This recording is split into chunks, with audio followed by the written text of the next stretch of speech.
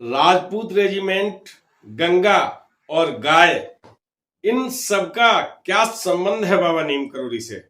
नमस्कार, आप देख रहे हैं धर्मदृष्टि पत्रिका का यूट्यूब चैनल दस्तक मीडिया। मैं विनोद शुक्ल आज आपको ये बताने वाला हूं कि राजपूत रेजिमेंट यानी आर्मी, गाय गाय माता और गंगा, इन तीनों से महाराज जी का संबंध एक साथ कैसे है और कहां है।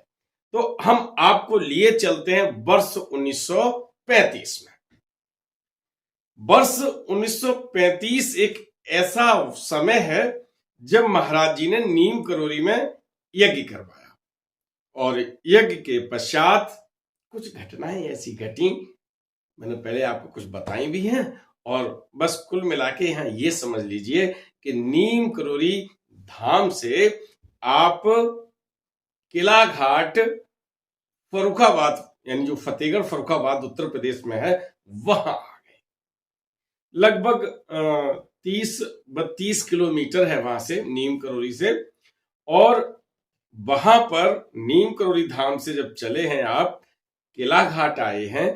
किला घाट यानी गंगा का तट है, गंगा का एक घाट है किला घाट, वहां पर आप आ गए।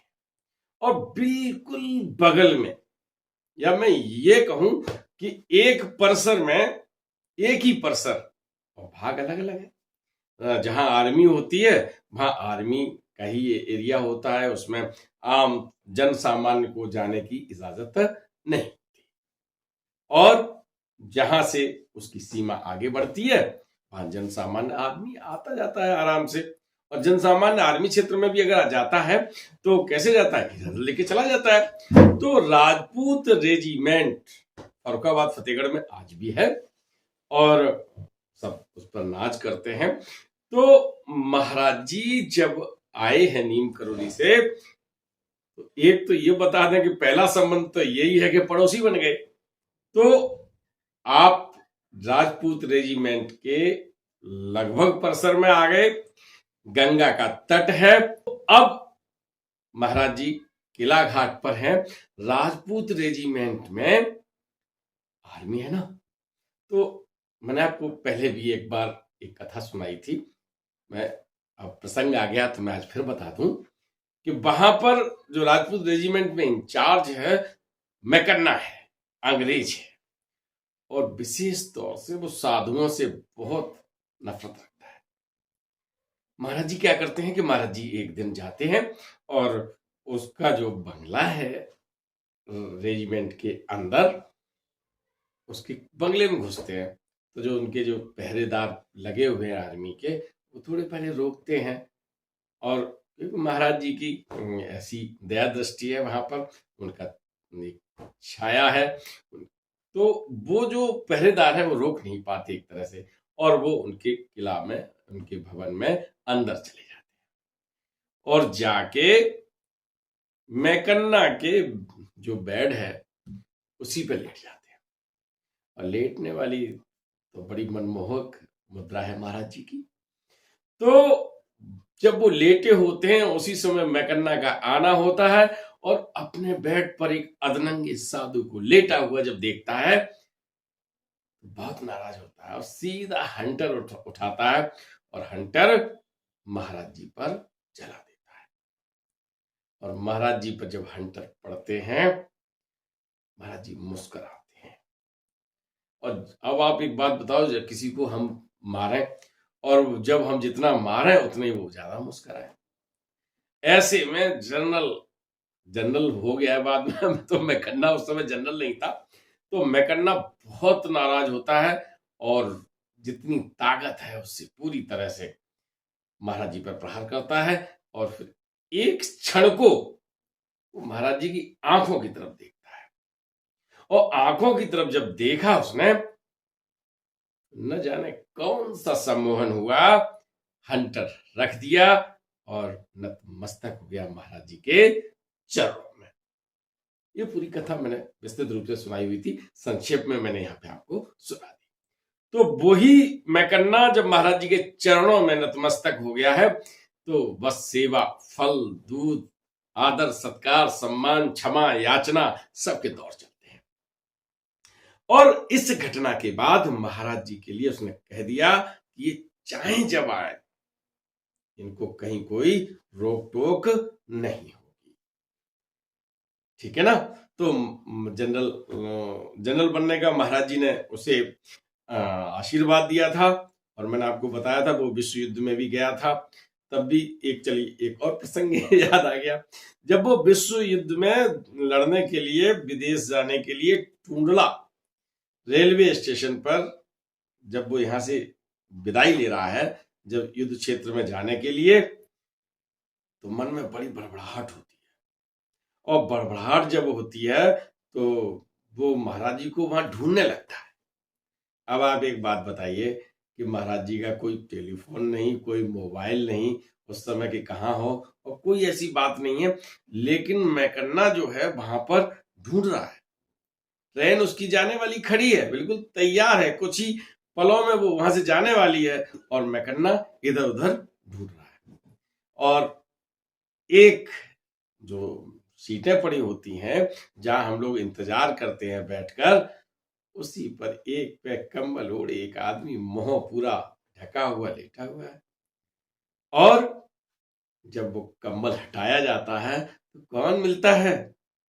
महाराज जी मिलते हैं। महाराज जी से आशीर्वाद लेता है और महाराज जी कहते हैं जाओ, तेरा कुछ नहीं होगा। घबरा रहे थे ना, युद्ध क्षेत्र में जब जाते हैं तो क्या भी हो सकता है, लौटे न लौटे क्या हो। तो और महाराज जी ने आशीर्वाद दिया तो वो मैकन्ना लौट के आए और वो जनरल भी बने। जनरल बनने का भी उन्होंने आशीर्वाद दिया था। ये संक्षेप में मैंने आपको बताई। अब फरुखाबाद फतेहगढ़ में जो राजपूत रेजिमेंट से मैकन्ना की ये कहानी है। और वहां पर मैंने राम सिंह की कहानी सुनाई थी आपको, जयदेव की कहानी सुनाई थी। जयदेव कैची धाम में बरसों बाद मिले थे, बुजुर्ग के रूप में जाके। वो राजपूत रेजिमेंट में ही मिले थे आपसे। सन कब? 1935 का ये दास्तान हाल है। तो बहुत सैनिक थे जिन्होंने वहां आशीर्वाद लिया, बहुत कथाएं मैंने सुनाई। तो अब आप जान गए कि राजपूत रेजिमेंट से महाराज जी का सीधा कनेक्शन क्या है। अब आते हैं गंगा तट पर, गंगा जी। तो महाराज जी, चाहे वो इलाहाबाद का कुंभ हो, चाहे हरिद्वार का कुंभ हो, चाहे मतलब जब कुंभ पड़ता है तो महाराज जी वहां होते हैं। और 4 चर्चलैंड की दास्तानें हमने आपको गाथाएं सुनाई हैं। तो बहुत सारी गाथाओं में गंगा माता यानी संगम तट पर, गंगा यमुना सरस्वती हैं तीनों, तो संगम तट पर जो कुंभ लगता है वहां सुधीर दादा, तुलाराम सा, सिद्धि मां, जीवन बाबा, बहुत सारे भक्त अपनी अपनी गाथाएं लिए हुए हैं। और सुधीर दादा ने तो बहुत कुछ लिखा हुआ है। तो गंगा के किनारे हैं, हरिद्वार में भी गंगा के किनारे हैं, और यहाँ जो किला घाट है वो भी गंगा तट का ही एक हिस्सा है। एक चीज और मैं बता दूं, क्योंकि मैं यहाँ का स्थानीय निवासी हूं। हमारे यहाँ से लगभग 40 किलोमीटर पड़ता है, वहां से 30 किलोमीटर पड़ता है, तो 10 किलोमीटर थोड़ा खिसक के इधर हूं। तो किला घाट को यहाँ लोग कम जानते हैं। घाट तो अलग अलग नाम रख लेते हैं ना, जैसे हरिद्वार में हर की पौड़ी बहुत प्रसिद्ध है, दूसरे तट भी है। ऐसे ही गंगा तट पर किला घाट के जो नजदीक है, वहां नाम तो मैं आपको बताऊंगा तो आपको लगेगा कि ये क्या, कौन सा घाट है। उसको घटिया घाट कहते हैं। घटिया ना घटिया घाट यानी खराब वाला घाट। लेकिन ये बरसों नाम रहा है और ये नाम अब बदल गया है। घटिया घाट, जहां महाराज जी खूब स्नान किए हैं वहां पर, तो उस घटिया घाट का नाम बदल के अब पांचाल घाट कर दिया है। तो अब आप घटिया घाट नहीं कह सकते। ये अब तो गंगा की दशा भी सुधर गई है। पहले वहां से कहते ये है कि जो गौमुख से निकली हैं गंगा, और वहां तक बहुत साफ रहती हैं, और यहां से जब आगे को चलती हैं फरुखाबाद से, तो गंगा मैली हो जाती हैं। इसीलिए वहां के क्या कहते हैं, ये घटिया घाट है। और घटिया घाट अब बढ़िया घाट हो गया है, नाम रख गया है पांचाल घाट। तो आप पंचाल घाट को याद रखिएगा।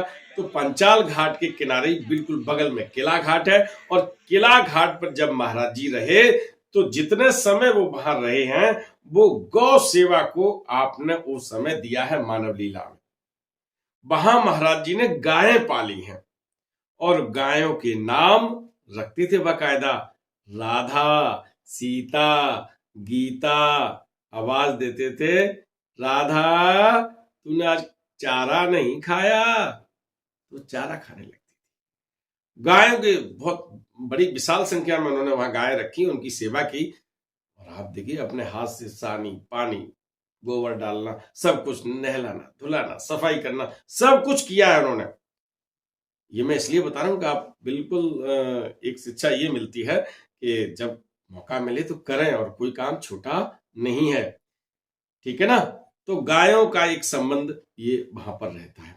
तो ये राजपूत रेजिमेंट यानी आर्मी, गंगा, गंगा के किनारे महाराज जी रहते, गंगा से उनका एक ऐसा नाता है, भाई माँ है, माँ बेटे का रिश्ता है।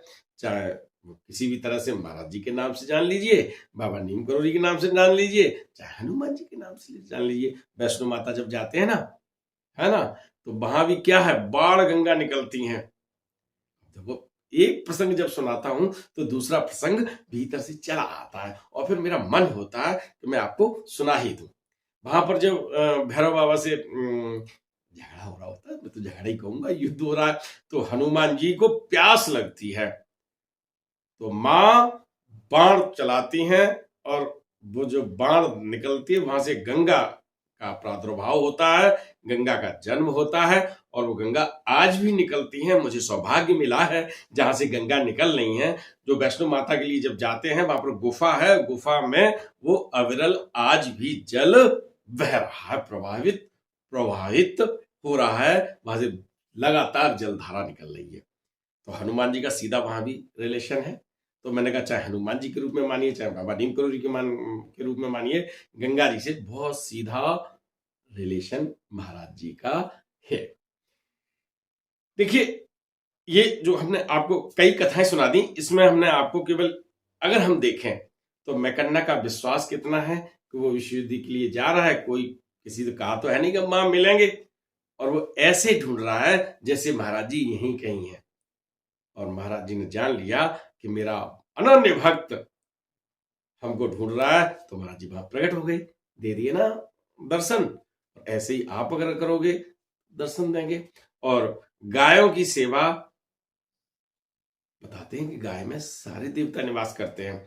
हमारे लिए माँ पूज्य है, तो माँ के समान है, माँ कहते हैं सीधा सीधा। तो गायों की सेवा करें तो सारे देवताओं की सेवा हो जाते हैं। तो बढ़िया घाट भी हमने आपको बताया कि पांचाल घाट हो गया है।